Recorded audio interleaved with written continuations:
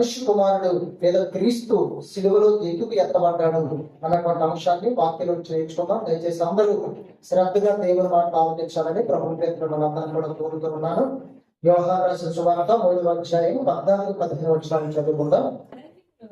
అరణ్యములో మోషే సర్పమును ఎలాగూ ఎత్తెనో అలాగే విశ్వసించు ప్రతి వాడును నశింపక ఆయన ద్వారా నిత్య జీవనం పొందినట్లు మనిషి కుమారుడు ఎత్తబడవలెను. అందరూ జాగ్రత్తగా చూడండి. యేసుక్రీస్తు ప్రభువారు నికోదేముతో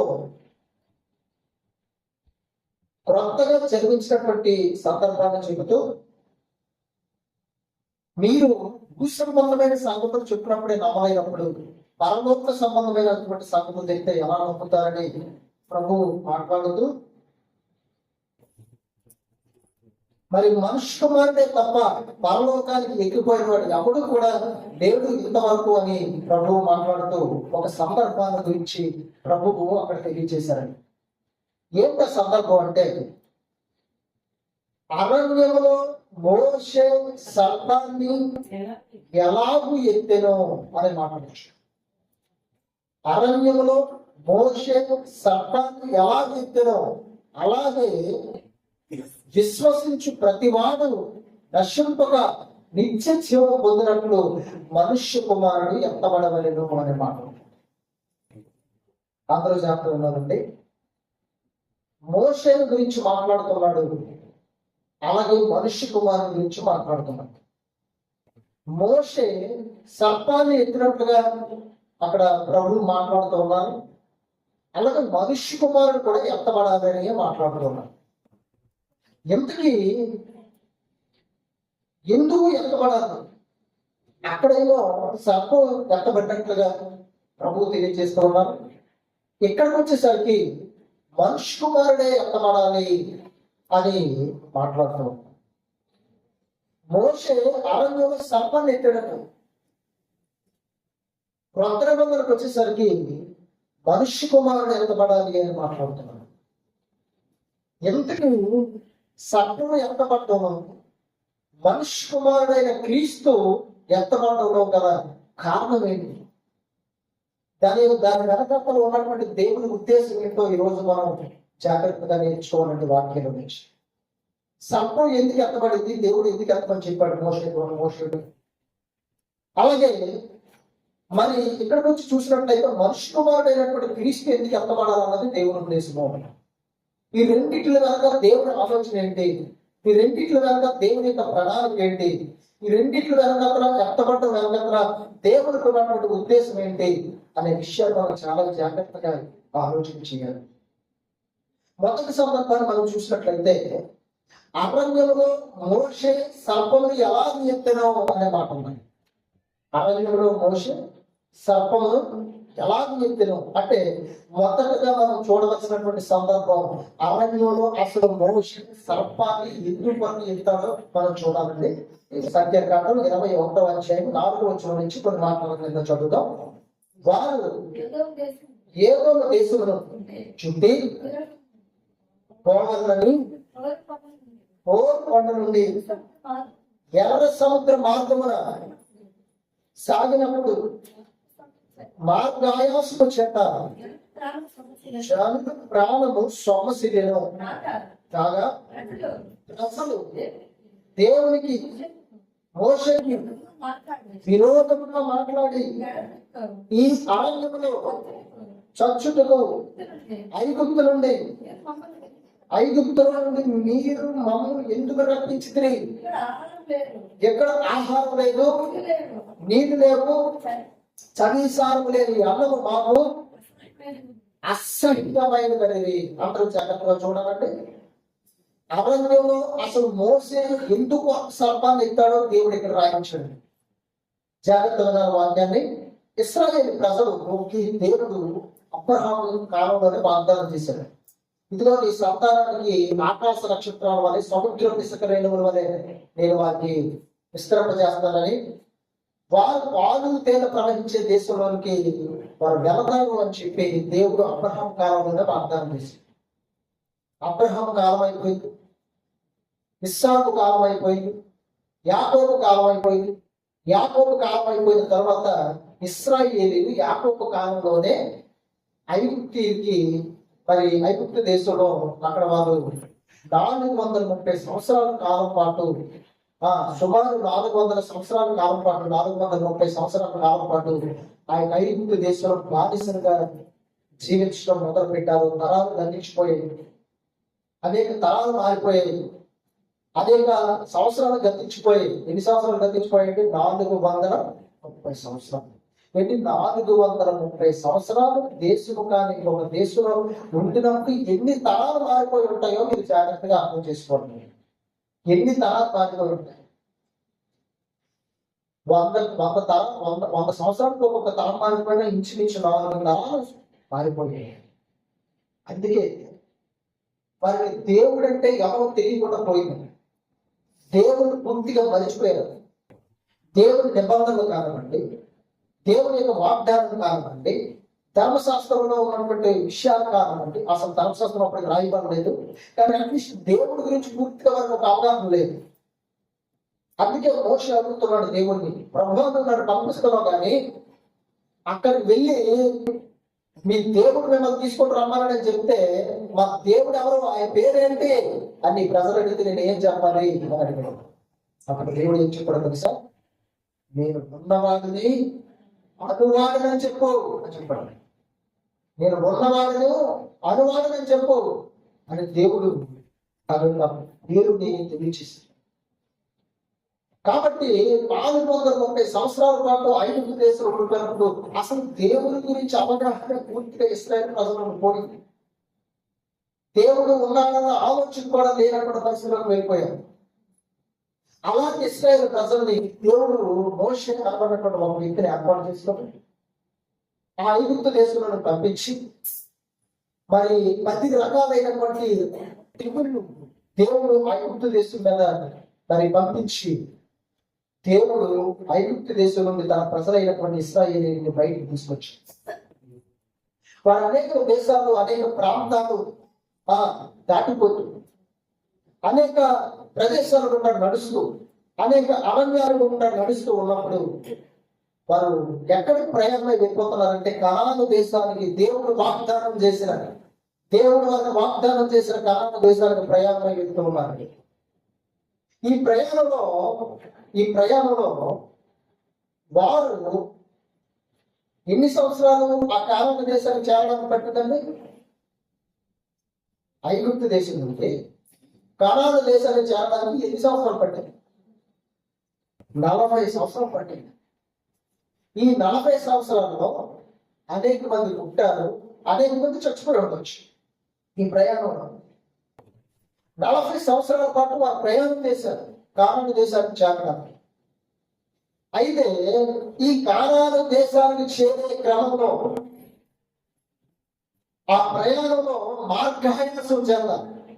మరి ఏం చేశారంటే సొమ్మసిగిపోయి అలిసిపోయి ఓ ప్రదేశం దగ్గర కూర్చుని పోయి ఏం చేస్తున్నారో తెలిసిన వారు ప్రజలు దేవునికి మోషేకి విరోధముగా మాట్లాడటం ప్రారంభించారు. మోషే మీద విరోధంగా మాట్లాడుతున్నారు, దేవుని మీద విరోధంగా మాట్లాడుతున్నారండి. ఎంతకీ వాళ్ళు ఏం విరోధంగా మాట్లాడుతున్నారంటే ఏమని చెప్తారంటే చూడండి. ఈ అరణ్యంలో చచ్చుటకు ఐగుప్తులో నుండి మీరు మమ్మల్ని ఎందుకు రప్పించితే ఏమడుగుతున్నారండి? మోషే ఏమడుగుతున్నారు? ఇశ్రాయేలు ప్రజలు ఈ అరణ్యంలో ఈ అడవిలో మమ్మల్ని చంపడానికి మీరు తీసుకొచ్చారు. ఆ ఐగుప్తు దేశంలో నుండి ఇక్కడ మమ్మల్ని ఇది తీసుకొచ్చారు. అసలు ఈ అరణ్యంలో మమ్మల్ని చంపడానికి మీరు తీసుకొచ్చారు. ఇక్కడ ఆహారం లేదు, నీరు లేదు, తినడానికి తిండి లేదు, సారము లేనటువంటి పరలోకపు మన్నా మా ప్రాణం నచ్చుకోలేదు. అదేం బాగలేదు. ఆహారం తెల్లకపోతున్నాం మేము. ఇక్కడ ఆహారం లేదు, నీళ్ళు లేవు, ఏమి లేవు. మమ్మల్ని ఎందుకు ఎక్కడికి రప్పించారు మీరు? ఈ చవిసారం లేనటువంటి అవలో అనగా మన్న మాకు అసహ్యంగా అసలు తెల్లకపోతున్న రోజుకి బాగా అర్థం చేసుకున్నాం. దేవుడేమో ఐగుప్తు దేశంలో అది దేవుడు రప్పించి, దేవుడు తన ప్రజలైనటువంటి ఇశ్రాయేలు బయటికి రప్పించి, ఆ తర్వాత ఎర్ర సముద్రాన్ని అద్భుతంగా పాయలు చేసి, దేవుడు అందరూ విశ్వాసం నడిపించి, వారు వాగ్దానం చేసినటువంటి దేశానికి నడిపిస్తూ, పగలు తేజస్తంభంగా, రాత్రి అగ్నిస్తంభంగా ఉంటూ, వారి చెప్పులు అనకుండా, వారి బట్టలు వాయకుండా, దేవుడు వారిని కాపాడుతూ, పరలోకం నుండి ఏమండి ఆ యొక్క మరణాన్ని వారిని కురిపిస్తూ, వారి పాదలో కురిపిస్తూ, ఊరేటువంటి పక్షుల్ని వారికి మాసుంటే విస్తారమైనటువంటి పక్షుల్ని వారి పాదం కురిపిస్తూ దేవుడు వారి జీవితాల్లో ముందుకు నడిపిస్తుంటే, ఆయాసం చేత నడిచి నడిచి నడిచి నడిచి ఆయాసం పడిపోయినట్టు ఇశ్రాయేలు ఆయాసం వచ్చేసి ప్రయాణం చేస్తున్నారు కానాను దేశానికి. మార్గాయాసం, మార్గంలో ఆయాసం వచ్చింది. ఈ ఆయాసం ఏం చేశారో తెలుసా? మీరు దేవుడి మీద, మోక్ష మీద విరోధంగా మాట్లాడడం ప్రారంభించింది. ఈరోజు మీరు అర్థం చేసుకోవాల్సినటువంటి విషయం ఏంటంటే, క్రైస్తవ జీవితం కూడా ఒక ప్రయాణం. వారు ఐగుప్తులకి కాలానికి ప్రయాణం చేస్తే, నువ్వు భూమి మీద నుండి పరలోకానికి ప్రయాణం చేయాలి. వారి శరీర సంబంధమైనటువంటి ప్రయాణం అయితే నీది ఆత్మ సంబంధమైన ప్రయాణం. వారు శరీరంగా నడుస్తున్నారు, ఆత్మీయంగా నడవాలి. వారు శరీర సంబంధంగా నడిచారు, నువ్వు ఆత్మ సంబంధంగా నడవాలి. కాబట్టి దేవుడు మాట్లాడుతున్నాడు అంటే రోమిలకు రాసినటువంటి పత్రికలో, రోమిలకు రాసిన పత్రిక 8వ అధ్యాయం 9వ వచనం నుంచి చదువుదామండి. దేవుని ఆత్మ మీలో నివసించి ఉండేలా మీరు ఆత్మ స్వభావం గలవనే కానీ శరీర స్వభావం గలవారు కారు. ఎవడైనా క్రీస్తు ఆత్మ లేని వాడైతే వాడు ఆయన వాడు కాడు. క్రీస్తు మీలో ఉండేలా 14వ వచనం చదువుదామండి. దేవుని ఆత్మ చేత ఎందరూ నడిపింపబడతారో వారందరూ దేవునికి కుమారులుగా ఉంటారు. చూడండి, ఇక్కడ మనం చూసినట్లయితే వారు శరీర ప్రకారం నడిపించబడుతున్నారు మోషే చేత. కానీ ఇప్పుడు దీన్ని నడిపిస్తుంది ఎవరో తెలుసా? పరలోకానికి నడిపిస్తుంది ఎవరో తెలుసా? దేవుని ఆత్మ. ఇశ్రాయేలు ప్రజలు ఎవరు నడిపించినట్టు ముందుంది? మోషే. క్రైస్తవులు పరలోకానికి ఎవరు నడిపిస్తున్నారు? ఉండదండి. చూడండి, ఎవరు నడిపిస్తున్నారు? గట్టి చెప్పండి, ఎవరు? పరిశుద్ధాత్మ దేవుడు నిన్నేం చేస్తున్నాడు? నడిపిస్తున్నాడు. అంటే దేవుని ఆత్మ చేత ఎందుకు నడిపింపబడుతురో అలాగే ఎక్కడికి నడిపిస్తున్నాడు దేవుడు? నిత్య జీవానికి, పరలోకానికి. పరిశుద్ధాత్మ దేవుడు పరలోకానికి నడిపిస్తున్నాడు. నేను వాళ్ళని మోషే నడిపించాడు శరీర ప్రకారంగా. నువ్వు ఆత్మ సంబంధంగా నడవాలి, పరిశుద్ధాత్మ ప్రేరణతో నడవాలి, ఆత్మ సంబంధంగా నడవాలి అక్కడ. కాబట్టి ఏమని చెప్తున్నాడంటే, వచ్చిన ఒకసారి చదువుతామండి. దేవుని ఆత్మ చేత ఎందరూ నడిపించబడతారు వారందరూ దేవునికి కుమారులు. నువ్వు దేవుని ఆత్మ చేత నడిపించబడితే దేవునికి కుమారుడు అవుతావు. దేవుని కుమారుడు అయితే పరలోకంలో ఉంటాడు. అర్థమైందండి? కాబట్టి ఇక్కడికి ఏమొచ్చిందంటే, మార్గంలో ఆయాసం వచ్చింది కాదు. మార్గంలో ఏమొచ్చింది? ఆయాసం. ఈరోజు క్రైస్తవ జీవితం కూడా ఒక ప్రయాణం, భూమి మీద నుండి పరలోకం. ఈ భూమి మీద నుండి పరలోకానికి ప్రయాణం చేసే విషయంలో, ఈ క్రమంలో నీకు కూడా అనేక సార్లు ఆయాసం వస్తుంది, అలసట వస్తుంది. నీ ప్రాణం కూడా సొమసిగుతుంది, వాళ్ళ ప్రాణం కూడా సొమసిగుతుంటూ నీ ప్రాణం కూడా సొమసిగుతుంది. పరిస్థితులు బట్టి సొమసవచ్చు. ఏమండి, అనేక విషయాల నిమిత్తమైన ప్రాణం సమస్యవచ్చు. అవి కుటుంబ పరిస్థితులు బట్టి సమస్యవచ్చు, వ్యక్తిగత పరిస్థితులు బట్టి సమస్యవచ్చు. ఏమండి, అనేక వ్యక్తిగత విషయాల విషయమైన ఆయాసపడవచ్చు. అనేక విషయాల్లో నువ్వు ఆందోళనకి ఆయాసానికి గురయ్యేటువంటి సందర్భం గోల్డెన్ ఉండొచ్చు. ఈ యొక్క క్రైస్తవ జీవితంలో వాళ్ళు ఏం చేశారంటే, ఆ మార్గంలో ఆయాసం చేత ప్రాణం సొమసిల్లిపోయిందట. సొమ్మసిల్లిపోయినప్పుడు వాళ్ళు ఏం చేశారో తెలుసా? దేవునికి, మోషేకి విరోధముగా మాట్లాడటం ప్రారంభించారటండి. ఈరోజు నీ క్రైస్తవ జీవితంలో నీ ప్రాంతంలో సొమసిల్లిపోవచ్చు పరిస్థితులు బట్టి. ప్రయాణాలు, నీ యొక్క ఆత్మీయ జీవితంలో ప్రయాణం చేస్తున్నప్పుడు అనేక పరిస్థితులు బట్టి నీ ప్రాణం సమస్యవచ్చు, ఆయాసపడవచ్చు. అప్పుడు ఇశ్రాయేలు ప్రజలు ఏం చేశారు? దేవునికి, మోషేకి విరోధంగా మాట్లాడడం ప్రారంభించారు. నీ విశ్వాస జీవితంలో నువ్వు విరోధంగా మాట్లాడడం ప్రారంభించేవాళ్ళు వాళ్ళలో చాలా మంది కారణం చేశారు చేరలేకపోతాం. వాళ్ళు ఏం చేయలేకపోయారు ఇశ్రాయేలీయులు? విశ్వాసం లేని కారణంగా వాళ్ళు చాలా మంది ఎక్కడ చేయలేకపోయారు? ఆయన దేశం చాలా అయిపోయారంటే దేవుడు ఏమన్నాడు తెలుసా? కాలేని సంతతి తప్ప ఎవ్వరు కూడా వాళ్ళు అడుగు పెట్టారు చెప్పి. మోషే కూడా అడుగు పెట్టారు. ఎవరు నడిపించారు ఇశ్రాయేలీయులు? మోషే. దేవుని నుంచి ముఖాముఖగా చూసేటువంటి అటువంటి గొప్ప యోగ్యత ఎవరిచ్చాడు దేవుడు? మోషే. దేవుడు ఆ స్వరాన్ని డైరెక్ట్ గా వినిపించడం మోషే. అంత గొప్ప ఔన్నత్యం కలిగినటువంటి మోషే నువ్వు అందరూ అడుగు పెట్టు, దూరం అయింది చూడండి. ఆ ప్రదేశాన్ని కొండకి నిబోపర్వతానికి అక్కడి నుంచి చూడండి కూడా. అంటే దేవుడు ఎవరు ఎక్కువ తక్కువ కాదు, అందరూ సమానమే దేవుడు. కాకపోతే నడిపించడానికి మమ్మల్ని కాపాడలుగా, కొంతమందిని సువార్థికులుగా, కొంతమందిని ఏమో విశ్వాసులుగా, కొంతమంది పరిచారకులుగా దేవుడు ఏర్పాటు చేసుకుంటాడు. పరలోకానికి ఇవ్వడానికి నువ్వు గొప్ప, నువ్వు పాస్టర్ గారిని నువ్వు యుటించి పరలోకం, నువ్వు విశ్వాసంగా నేను తగ్గించు, అందరికీ సమానమే.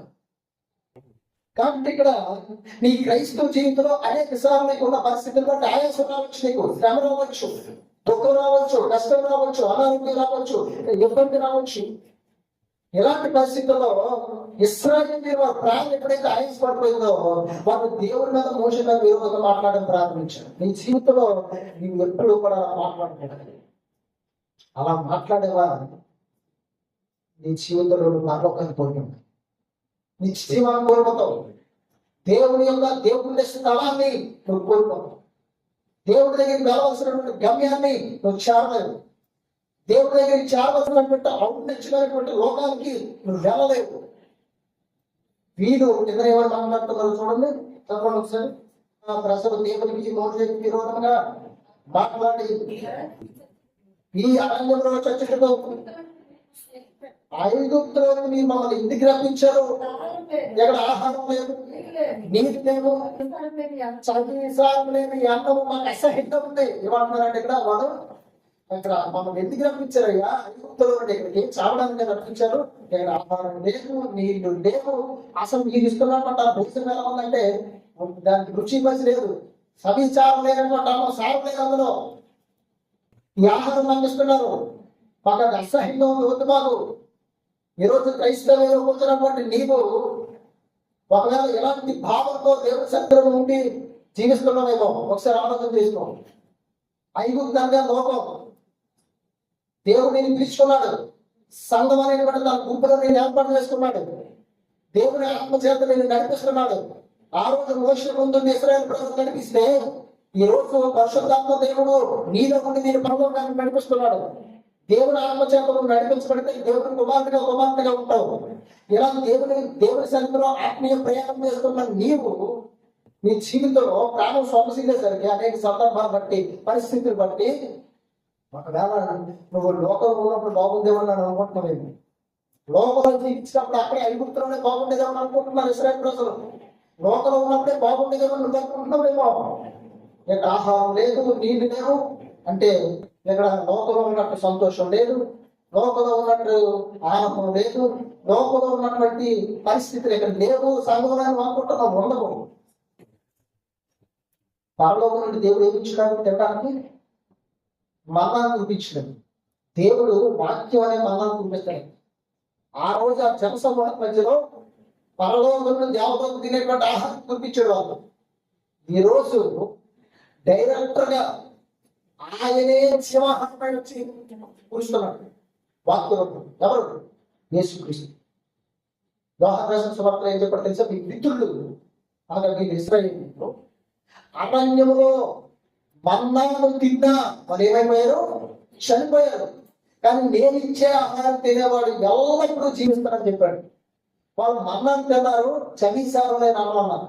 ఈరోజు వాక్యాన్ని వింటున్నావు కానీ వాక్యంలో ఉన్నటువంటి ఆ వాక్యం ఉన్నటువంటి జీవాహారంలో ఉన్నటువంటి ఆ రుచి నువ్వు తెలుసుకున్నావు. అందుకే అది నీకు చవిసారంగా ఉంటాం. ఈరోజు చాలా మంది వాక్యాన్ని మనసు పెట్టి వినపడలేదు కనుక చవిసారంగా ఉంటుంది. హృదయాన్ని దేవునికి ఇవ్వాలనుకుంటున్నారు కనుక అది నీకు టేస్ట్ అనిపించలేదు. నీ మనస్సులో ఉండే లోపం ఉంది కనుక వాక్యం చూడలేదు కనుక నీకు అది లోపలికి వెళ్ళట్లేదు కనుక దాని రుచి నువ్వు తెలుసుకోవాలనుకుంటున్నావు. ఒకసారి హృదయం బయటికి తీసేసి నీ హృదయాన్ని మనసును దేవునికి ఇచ్చి అప్పుడు వాక్యం ఆలకిస్తే యెహోవా ఉత్తముడని రుచి చూసి తెలుసుకోండి. అప్పుడు నీకు టేస్ట్ అనిపిస్తుంది. అప్పుడు వాక్యం ఉన్న దేవుని యొక్క భావం మీకు అర్థమవుతాయి, దేవుని ఆలోచన మీకు అర్థమవుతాయి, దేవుని ప్రణాళిక చిత్తము మీకు అర్థమవుతుంది. లేకపోతే అర్థం భూమి మీద పంట పండించకుండా డైరెక్ట్ గా పరలోకం నుండే పంటకు వాళ్ళకి దేవుడు ఆసక్తి ఎవరికి తెలుసుకోవాలా తిని తర్వాత సతీసారం లేనట్టుగా ఉండటం. అలాగే నీ జీవితంలో బాప్తిసం పొందిన దేవుడు కొన్నాళ్ళు 1 సంవత్సరం 2 సంవత్సరాలు 3 సంవత్సరాలు 10 సంవత్సరాలు సాగిన తర్వాత దేవుడు వాక్యం చదిసారం లేనట్టుగా నీకు ఉన్నదంటో నీ హృదయంలో దేవుడికి చూడలేదు అన్నమాట. వాక్యం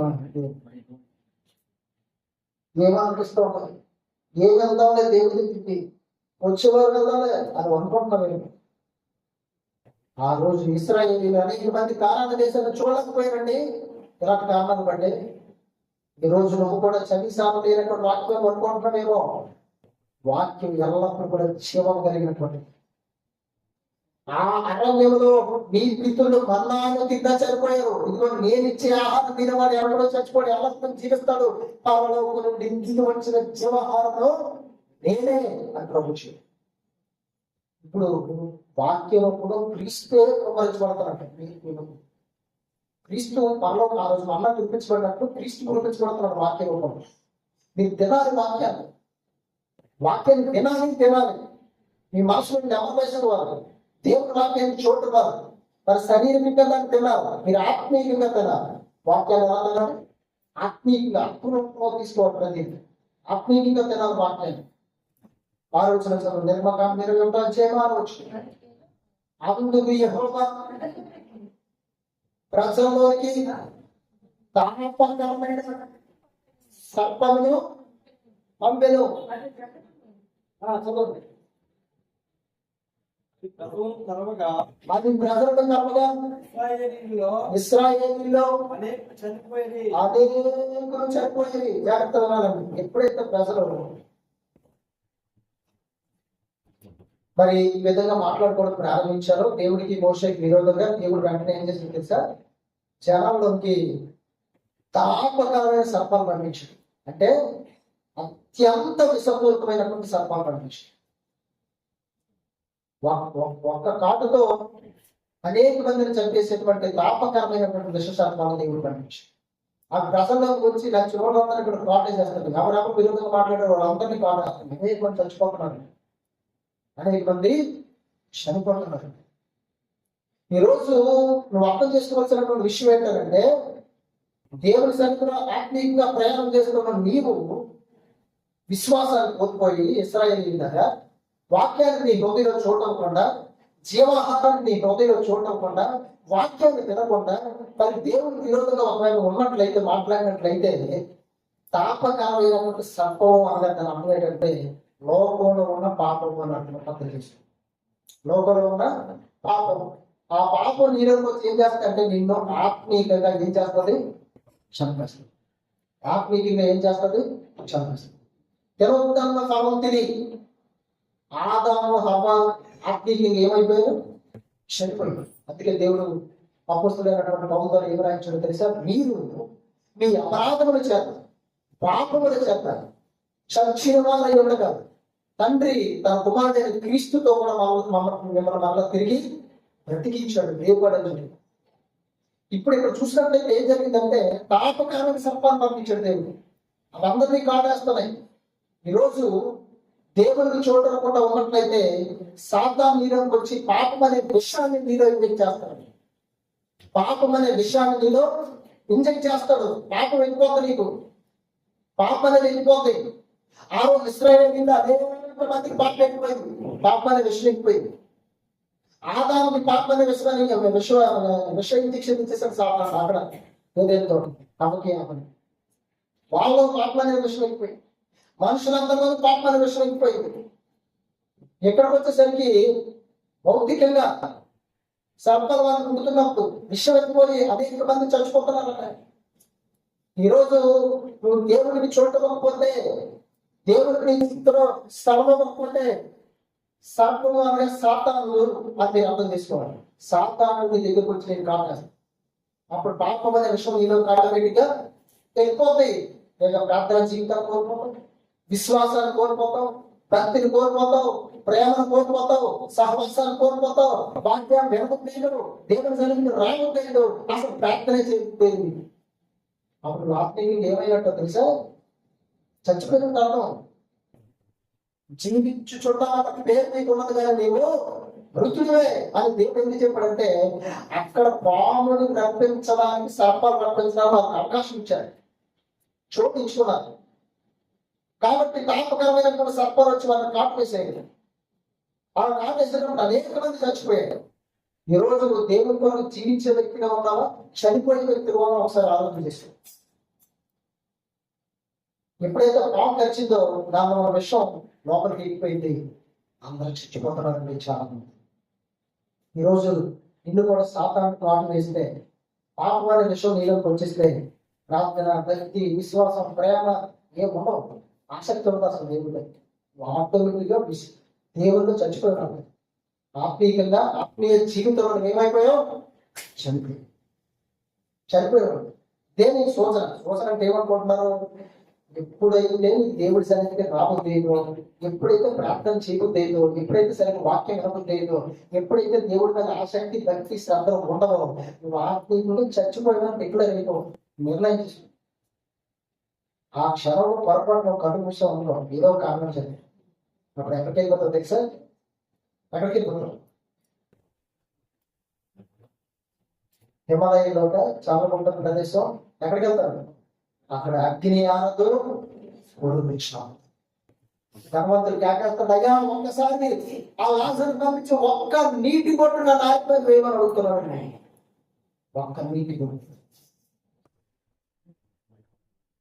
అబ్రహాం అంటున్నాడు, అక్కడ వారు ఇక్కడికి, ఇక్కడ వారు అక్కడికి రాకుండా మీకు మాకు మధ్యలో పెద్ద అగాధం.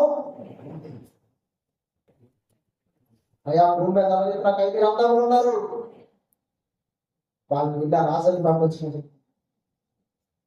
భూమి మీద ఉన్నప్పుడు తిరిగి, భూమి మీద ఉన్నప్పుడు చనిపోయావు, బ్రతికున్నావు, నువ్వు చెక్ చేసుకోకపోతే తెలియదు. ఎవరి శరీరానికి ఏదైనా అనారోగ్యం వస్తే వెంటనే మనం ఎక్కడికి వెళ్తాం? డాక్టర్ దగ్గరికి. నువ్వు ఆత్మీయంగా అనారోగ్యం వస్తే వెంటనే వాక్యం దగ్గరికి వెళ్తున్నావా? వాక్యమైన డాక్టర్ దగ్గరికి. యేసుక్రీస్తు పరమ వైద్యం దగ్గరికి నువ్వు వెళ్తున్నావా? వెళ్తే బాగు చేస్తాడు. దేవుడు ఏం చెప్పాడు తెలుసా? ఆరోగ్యం గల వారికి వైద్యుడు పాపుల్ని నేను పిలవచ్చింది, వాళ్ళకే వైద్యుడు అవసరం చెప్పాడు. నీతి మందులు నేను పిలవలేదు, పాపుల్ని నేను పిలవచ్చాను.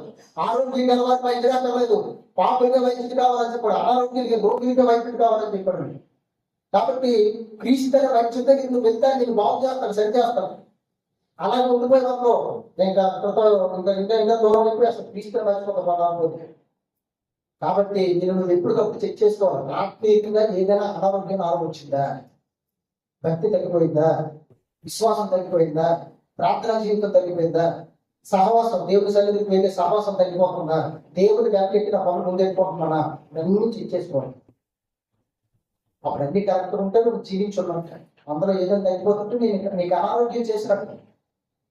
అందుకే కొరింథీ పత్రికలో ఏం చెప్పాడు తెలుసు? అందువల్ల మీరు చాలా మంది బలహీనులుగాను, రోగులుగాను, చాలా మంది నిద్రిస్తున్నారు అని చెప్పారు. కాబట్టి ఈ విషయాలు మీరు అర్థం చేసుకోవాలి. ఎప్పటికప్పుడు ఆత్మీయంగా నువ్వు చెక్ చేసుకోవాలి. వెంటనే నీకు బాగులేదు అని ఆత్మీయంగా అనిపిస్తే క్రీస్తు దగ్గరికి మోకరించి ప్రార్థన చేయండి, వాక్యాన్ని వినాలి. అప్పుడు పరమమైనటువంటి క్రీస్తు నీ ఆత్మీయ జీవితాన్ని ఏం చేస్తాడు? బాగు చేస్తాడు, సేవ చేస్తాడు. ఇక్కడ అనేక మందికి తాపకరమైనటువంటి సర్పాలు కరిచేవి. అప్పుడు ప్రజలందరూ ఏమంటున్నారు చూడండి ఒకసారి.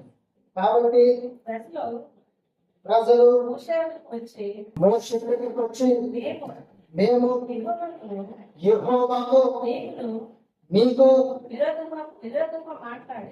విరోధముగా మాట్లాడి పాపము చేసింది. మీ యెహోవా మా మధ్య నుండి ఈ సర్పమును తొలగించినట్లు ఆయనను పేర్కొమని. చూడండి, వెంటనే ఎప్పుడైతే ఈ సర్పాలు కావడం ప్రారంభించాయో అనేక మంది చనిపోవడం ప్రారంభించారు. వెంటనే మిగతా వాళ్ళందరూ కూడా రియలైజ్ అయ్యి అందరూ కూడా మోషే దగ్గరికి వచ్చి, అయ్యా నీకు దేవునికి విరోధంగా మాట్లాడలేవు, పాపము చేశాం. అంటే దేవుడి ముందు వాళ్ళు ఏం చేశారో తెలుసా? తమ యొక్క పాపాన్ని ఒప్పుకున్నారు. ఏం చేశారండి? ఒప్పుకున్నారు.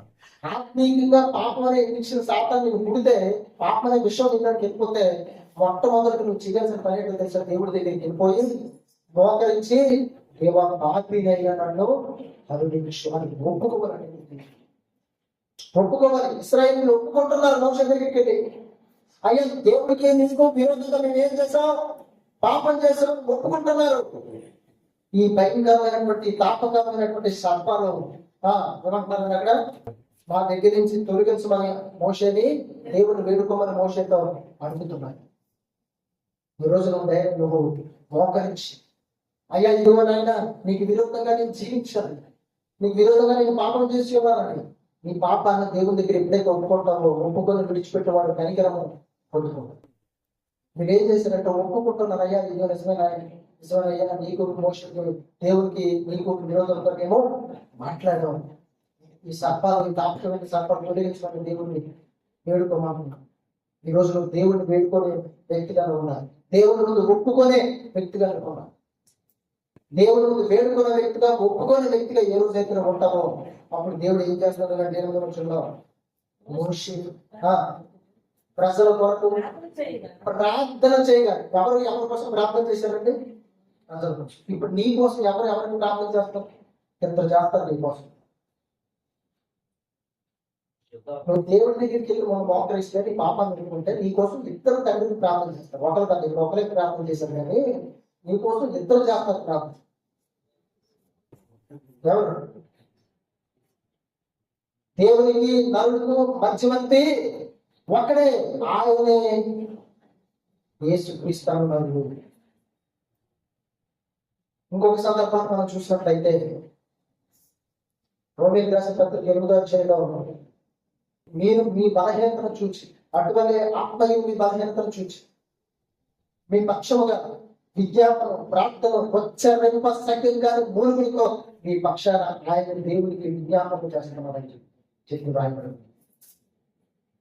నువ్వు ముందు దేవుడి దగ్గరికి మోకరిస్తే, నువ్వు ఒప్పుకుంటే, అప్పుడు దేవుడు ఏం చేస్తాడో తెలుసా? క్రీస్తు పరిశుద్ధాత్మ నీ కోసం ఏం చేస్తాడో తెలుసా? నీ నిమిత్తం తండ్రికి ప్రార్థన చేస్తాడు. ప్రభు వ్యక్తి నీ నిమిత్తం ప్రార్థన చేస్తాడు. నీ నిమిత్తం ప్రార్థన చేస్తాడు. పేతురు, ప్రభు నువ్వు సిలువేస్తే నేను సిలువ వేయించుకుంటాను అంటున్నాడు, నువ్వు మరణిస్తే నీ కోసం మరణించేస్తాను అంటున్నాడు. అప్పుడు ప్రభు ఏమన్నా తెలుసా? సాతాను జల్లిట్లో వేసి జల్లించుకుంటా, పేతురు నీ తండ్రికి తగ్గిపోకుండా నీ కొరకు నేను తండ్రిని వేడుకున్నాను అని చెప్పి, నీ కొరకు నేను తండ్రిని వేడుకున్నాను. నువ్వు దేవుడి దగ్గరికి మోకరిస్తే నీ కోసం ఇద్దరు ప్రార్థన చేస్తున్నారు, ప్రభు యేసుక్రీస్తు పరిశుద్ధాత్మ. నీ బలహీనత నువ్వు బలహీనమైనప్పటికీ ఆత్మించి సాతాను కాటేశారు, పాపం అనే ఇంజక్షన్ విషం నీళ్ళకి వెళ్ళిచ్చేసి మళ్ళా దేవుడి దగ్గరికి వెళ్ళి నువ్వు బాగుపడాలంటే ఆయన బాగుపరుస్తుంది. అయితే నీకోసం ప్రార్థన చేసేవారు ప్రభు యేసుక్రీస్తు పరిశుద్ధాత్మ. ఇక్కడ ప్రజల కోసం మోషే ఏం చేస్తారు? ప్రార్థన చేస్తారు. నీ కోసం నీ ప్రభు ప్రార్థన చేస్తారు. ఆయనే నీకు స్వస్థత ఇస్తారు. ఆయనే పాపపడ్డ రోగం నుండి నీకు బాగు చేస్తారు. అప్పుడు తండ్రి ఏమంటాడంటే నువ్వు స్వస్థపరచు. ఆయన ప్రభు యేసుక్రీస్తు నీ పాపమైన రోగం నుండి నేను విడిపిస్తాను. ఆల్రెడీ సిలువలో నీకు విడిపించడండి. మన రోగం ఆయన ఏం చేశాడు? భరించాడు.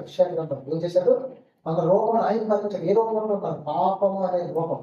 ఈ రోగం ఎక్కడి నుంచి వచ్చిందంటే సాతాను ఏదైనా తోటలో హవన్ కాటేశాడు కనుక, పాపం అనే విషయం లోపలికి పంపించాడు కనుక, విషయం పాపం అనే విషయం ఎక్కువైంది కనుక దానికి విరిగి ఎవరనుకుంటున్నారు? యేసుక్రీస్తు యొక్క శిలువ త్యాగం, యేసుక్రీస్తు యొక్క మరణం, యేసుక్రీస్తు కార్చిన ప్రతి రక్తపు బిందువు ఈ పాపం అనే రోగం విడుదల, పాపమైన రోగం విడుదల ఇచ్చిందండి. పాపమైన రోగాన్ని ఎవరు తీసేశారు అనుకుంటున్నారు? నువ్వు సిన్ముకుడిగా విశ్వాసం ఉంచి మారు మనసు పొంది మనసును మార్చుకొని తండ్రి కుమార పరిశుద్ధాత్మ నామములో బాప్తిసం తీసుకుంటాం. సిన్ముకుడిగా ఇది కష్టం కాదు. ఇదే శ్రమ పడలేదు. లేకపోతే ఏదో గమనించి కొడుకోలేదు. రక్షణ పాపాన్ని గమనించి పోగొట్టుకోలేదు. దానికోసం యేసుక్రీస్తు 30 సంవత్సరాలు పాపమును వేరువాడిగా జీవించి పరిశుద్ధిగా జీవించి పాపంలో చేరక ప్రత్యేకంగా జీవించాడు. కొట్టబడ్డాడు, హింసించబడ్డాడు, వెలివేయబడ్డాడు, దూషించబడ్డాడు. భారమైనటువంటి శిలువను భరించి ఆ శిలువలో వేలాడి ఆఖరి రక్తపు పట్టు నీకు ఎదురు ఖర్చులు తెలుసా? నీకోసం పెద్ద త్యాగం చేస్తున్నాడు. ఆ త్యాగం వెనక దేవుడు ఆలోచన ఏంటో తెలుసా? పాపం అనే రోగానికి విరుగుడు యేసుక్రీస్తు రక్తం. పాపం అనే రోగానికి విరుగుడు యేసుక్రీస్తు కొట్టబడ్డం. ఆయన పొందిన దెబ్బల వల్ల నాకు ఏమొచ్చిందో తెలుసు? స్వస్థత వచ్చింది. పాపం అనే రోగులను స్వస్థపరిచాడు, బాప్తీసుడు స్వస్థపరిచాడు. బాప్తీసుడు ఏటప్పుడు స్వస్థత అక్కడ స్వస్థత పొందుకుంటుంది. నేను లోకాల స్వార్థ సందర్భం ఒక తోడే ఉండదు. అప్పుడప్పుడు దేవదూత వచ్చి ఆ నీళ్ళు ఏం చేస్తుందట? కదిలిస్తుంది. ఎవ్వరు ముందుగా దిగితే వాటి ఎటువంటి వ్యాధిగ్రస్తం లేదా సరే వాటికి ఏమొచ్చింది? స్వస్థత వచ్చింది. కానీ అక్కడ 38 సంవత్సరాల నుంచి వాళ్ళు అక్కడే ఉన్నారు. ఎప్పటికీ తెలియదు నమ్మడం. ప్రభువే మన కలిగించి స్వస్థపరిచి ఈరోజు దేవుడు కాచిన రక్తం పాపం అనే నీ రోగం నుండి ఆయన పొందిన దెబ్బల వల్ల పాపం అనే నీ రోగం నుండి నీకు స్వస్థపరిచి సింపుల్ గా చేసిన విశ్వాసం వచ్చి బాప్తిసం తీసుకుంటుంది. దాని వెనకాల దేవుని కష్టం, దాని వెనకాల దేవుని ప్రేమ, దాని వెనకాల దేవుని ఆలోచన ప్రణాళిక ఎంత గొప్ప చూడు. ఇక్కడ మోషే ప్రజల కొరకు వేడుకుంటున్నాడు, అయ్యా నీ ప్రజలు పాపాన్ని ఒప్పుకుంటున్నారు. ఆ తాపకరమైనటువంటి సర్పాన్ని ఆ పాములు నా మధ్యలో వచ్చి వెళ్ళబడ్డాడు. అక్కడ దేవుడు ఒక ఆలోచన చెప్పాడండి. ఎందుకంటే ఒక పని చెప్పాడు మోషే తెల్ల చదువు 8వ వచ్చింది. మోషే ప్రజల కొరకు ప్రార్థన చేయగా యెహోవా నీవు తాపకరమైన సర్పము వంటి ప్రతిభను చేయించి స్తంభం మీద పెట్టుము. అప్పుడు కర్మపడిన ప్రతివాడు దాని వైపు చూచి బ్రతుకునని మోషేతో సెలవిచ్చింది. వెంటనే దేవుడు ఏం చేసిన తెలుసా? నువ్వు ఆ తాపకరమైన అత్యంత విషపూరితమైనటువంటి సర్పాలలో దాని ప్రతిమను అలాగే దానిలాంటిగా ఒక ప్రతిమ, ఒక బొమ్మని ఎంతటితో చేయించాను. అక్కడ స్తంభం మీద కట్టించి ఎవరైతే దాని వైపు చూస్తారో, ఆ ఇత్తడి సర్పం వైపు చూస్తారో వాడు బ్రతుకుతారు. పాము కాటు వేసినా వాళ్ళు ఏం చేస్తారు? అప్పుడు మోషే ఏం చేసినట్టు కాబట్టి మోషే ఇత్తడి సర్పముడు చేయించి స్తంభం మీద దాన్ని పెట్టాను. అప్పుడు సర్పపు కాటు తిన్న ప్రతివాడు ఆ ఇత్తడి సర్పము నిదానించి కూర్చున్నట్టున విసిపిస్తూ అరణ్యంలో మోషే ఎలాగ ఎత్తబడినో అరణ్యంలో సర్పమును మోషే ఎలాగ ఎత్తినో అలాగే మనిషి కుమారుడు కూడా ఎత్తబడాలని చెప్పాడు. ఎందుకు ఎత్తబడాలి? ఇప్పుడు చదవండి యోహాను రాసిన సువార్తలో 3వ అధ్యాయం. అరణ్యములో మోషే సర్పమును ఎలా ఎత్తానో, ఎందుకు ఎత్తాడు అసలు మోషే సర్పాన్ని అంటే? ఆ సర్పాన్ని ఎవరైతే నిదానించి చూస్తారో పాము కరిచిన వాళ్ళు ఏమి ఎక్కట్లేదు, విషయం ఎక్కట్లేదు, బ్రతుకుతున్నారు. పాము కరిచిన బ్రతుకుతున్నారు. నిదానించి చూస్తున్నారు. నిదానించి అంటే దేవుడు చెప్పాడు ఇశ్రాయేలుకి, అదో అలాంటి సర్పాన్ని పెట్టి మోషే ఒక ఇతర సర్పాన్ని చేయించు, దాని వైపు ఎవరైతే చూస్తారో వాళ్ళు బ్రతుకుతారని చెప్పాడు. వాళ్ళు బ్రతుకుతారు. ఇప్పుడు పాము కాటు లేని ప్రతి ఇశ్రాయేలీయుడు అక్కడికి వచ్చి దాన్ని చూస్తున్నారు. ఎలా చూస్తున్నారంటే ఆ సర్పాన్ని చూస్తే బ్రతుకుతామన్న నమ్మకంతో చూస్తున్నారు. ఎందుకు వస్తున్నారు? ఆ సంతుని చూడడానికి, ఇతర సర్పాన్ని చూడడానికి. ఆ సర్పాన్ని చూస్తే మేము బ్రతుకుతామని నమ్మకంతో వస్తున్నాం. ఈరోజు క్రొత్త నిబంధనలో నీకు కావాల్సింది అటువంటి నమ్మకం, విశ్వాసం. ఇప్పుడు చదువుతాను యోహాను రాసిన సువార్త 14-15 వచ్చిన. అరణ్యములో మోషే సర్పమును ఎలా ఎత్తెనో అలాగే చూడలేదు విశ్వసించు ప్రతివాడు నశింపక ఆయన ద్వారా నిత్య జీవం పొందినప్పుడు మనిషి కుమారుడు ఎంతమంది అక్కడ పాము కచ్చినప్పుడు దాన్ని నిదానించి చూసినప్పుడు, ఆ ఇతర సర్పాన్ని నిదానించి చూసినప్పుడు మనుషులు ఏమయ్యారో బ్రతికారు. క్రొత్త నిబంధనకు వచ్చేసరికి ఆ రోజు ఇశ్రాయేలు కొరకు మాత్రమే ఇత్తడి సర్పం స్తంభం మీద నిల్చోబెట్టబడింది. ఈ రోజు ప్రపంచంలో ఉన్న మనుషులందరి కోసం కూడా కలువరి శిలువలో యేసుక్రీస్తు నిల్చోబెట్టబడింది. ఆ రోజు నమ్మకానికి గురైన ప్రతి ఒక్కరు విశ్వాసంతో అక్కడికి వచ్చి నమ్మకంతో వచ్చి ఆ ఇతర సర్పాన్ని చూసినప్పుడు బ్రతికారు. ఈరోజు పాపం అనే సాతాను సర్పము, ఆది సర్పమైనటువంటి గడ్డ సర్పము హవ్వని కాటేసి మనుషులందరూ కూడా కాటేసి పాపాన్ని ప్రతి ఒక్కరి శరీరంలోకి నింపినప్పుడు కలువరి శిలువలో వేలాడుతున్న యేసుక్రీస్తునందు విశ్వాసం ఉంచితే ఆయన రక్తం ఈ పాపానికి విరుగుడుగా పనిచేసి బాప్తిస్టులోని ప్రతి పాపం నుండి నీకు విడిపించి నేను ఏం చేస్తానో తెలుసా, మరణ బ్రతికించి అక్కడైతే జస్ట్ బ్రతికించింది, ఎక్కడికి వచ్చేసరికి క్రీస్తు శిలువలు నేను ఏం చేస్తానో తెలిసరికి విశ్వాసం ఉంచితే మార్పుకుంటే బాప్తిసం తీసుకుంటే నిత్య జీవనం చేస్తాను. అక్కడ బ్రతికించేది ఎంతకాలం ఉంటుంది? ఆ ఇతర సర్పం చూసినప్పుడు బ్రతికేది ఎంతకాలం ఎంతకాలం బ్రతుకుతారు? మహా అయితే వారికి ఆయుష్ 30 సంవత్సరాలు, 20 సంవత్సరాలు, 50 సంవత్సరాలు బ్రతుకుతారు. ఇప్పుడు క్రీస్తు వైపు చూసిన ప్రతి ఒక్కరు ఏమివ్వబడింది? నిత్య జీవం ఇవ్వబడింది. ఎంతకాలమైనా బ్రతుకుతారు, ఎంతకాలమైనా బ్రతుకుతారు. చావులేని జీవితం, నిత్య జీవితం ఇచ్చాడు. కాబట్టి ఎంత వేరేసింది. అక్కడేమో కొంతకాలమే, పుట్టిన తర్వాత కొంతకాలమే అంటే ఆయుష్ ఉన్నంత వరకే.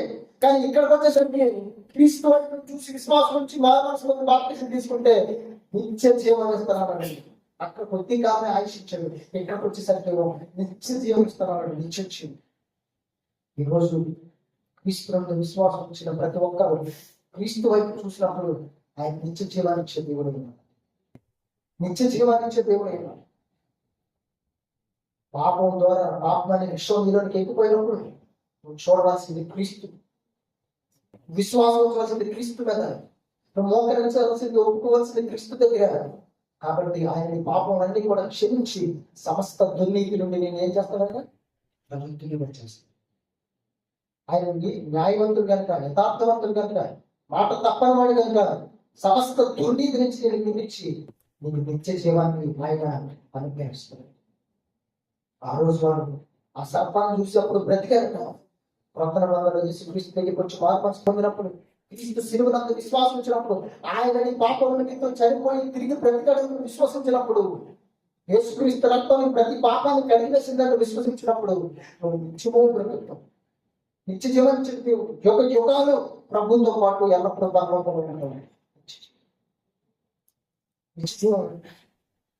కాబట్టి నీ ఆత్మీయ ప్రయాణంలో అప్పుడప్పుడు పాపకరమైన సర్పం వచ్చేటప్పుడు, గడిచేటప్పుడు, పాప నీళ్ళని ప్రవేశించేటప్పుడు వెంటనే దేవుడి దగ్గర ఒప్పుకోవాలి.